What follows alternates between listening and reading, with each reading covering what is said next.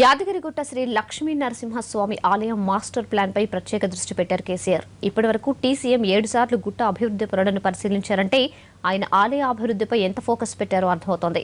విజయదశమి నాడు యాదగిరిగుట్ట ప్రాధికారిక సంస్థ అభివృద్ధి పనులకు శ్రీకారం చుట్టనుంది. తెలంగాణలోని సుప్రసిద్ధ పుణ్యక్షేత్రం యాదగిరిగుట్టకు మహర్దశ పట్టనుంది. తెలంగాణ సీఎం కేసీఆర్ ఆలయ అభివృద్ధిపై స్పెషల్ ఫోకస్ పెట్టారు. నిపుణులు, ప్రధాన అర్చకులు, ఆర్కిటెక్టులు, పీఠాధిపతుల సలహాలు, సూచనలతో యాదగిరిగుట్ట అభివృద్ధి సంస్థ వైటీడీఏకు తుది మెరుగులు దిద్దారు. గుట్టను తెలంగాణ తిరుపతిగా తీర్చిదిద్దే సంకల్పంతో ముందుకెళ్తున్నారు. ఈ విజయదశమి రోజున ప్రత్యేక పూజల అనంతరం అభివృద్ధి పనులకు శంకుస్థాపన చేయనున్నారు. యాదగిరిగుట్ట లక్ష్మీ నరసింహస్వామి ఆలయాన్ని అభివృద్ధి చేయడం కొరకు మొట్టమొదటిసారిగా ముఖ్యమంత్రి గారు ఇక్కడికి వచ్చేసినప్పుడు అందరికీ వాగ్దానం చేశారు. ఆ వాగ్దానం మేరకు గత సంవత్సర కాలంగా ప్రణాళికను రూపుదిద్దుకోవడం కొరకు వైటీడీఏని ఏర్పాటు చేయడం జరిగింది. వైటీడీఏ ఆధ్వర్యంలో తుది రూపం ఇస్తూ ప్రణాళిక ఖరారైంది.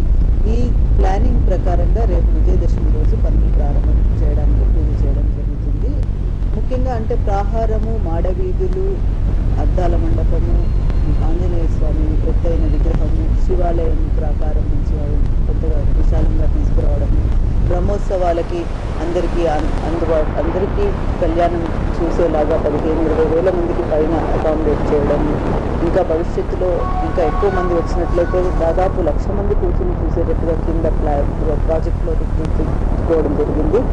ఆలయ ప్రాంగణాన్ని అద్భుతంగా తీర్చిదిద్దాలని మాస్టర్ ప్లాన్ ఆమోద సమయంలో కేసీఆర్ అధికారులను ఆదేశించారు. ప్రధాన ఆలయం, శివాలయం, గుట్టపైన వచ్చే నిర్మాణాలు, చుట్టూ ఇతర గుట్టల అభివృద్ధి కోసం తయారు చేసిన లేఅవుట్లను స్వయంగా పరిశీలించి మాస్టర్ ప్లాన్ ఆమోదించారు. దసరా రోజు పనులు ప్రారంభించేందుకు అధికారులు సన్నద్ధమవుతున్నారు.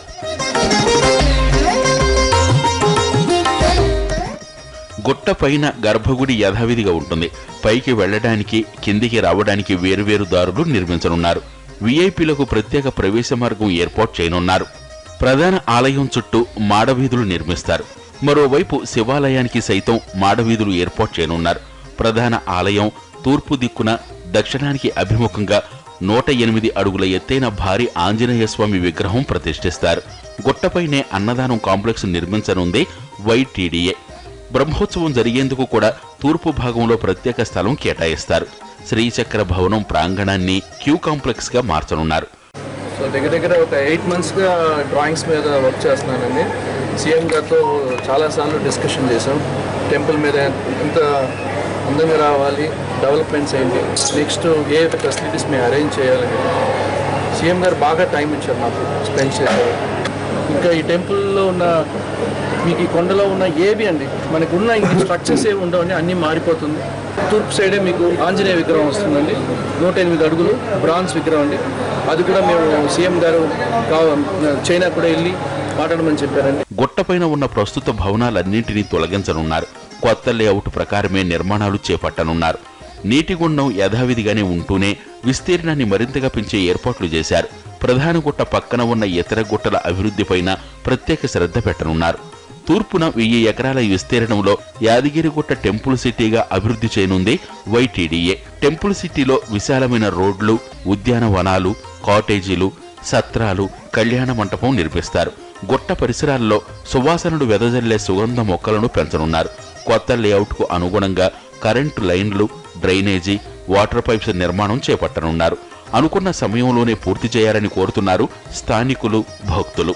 యాదాద్రి పునర్నిర్మాణ పనులకు సంబంధించిన అనుమతులను వైటీడీఏ చూసుకుంటోంది. ఇప్పటికే 2 బడ్జెట్లలో 200 కోట్ల రూపాయలు ప్రభుత్వం కేటాయించింది. భవిష్యత్ అవసరాల దృష్ట్యా మరిన్ని కేటాయింపులు చేసే ఆలోచనలో ఉన్నారు కేసీఆర్.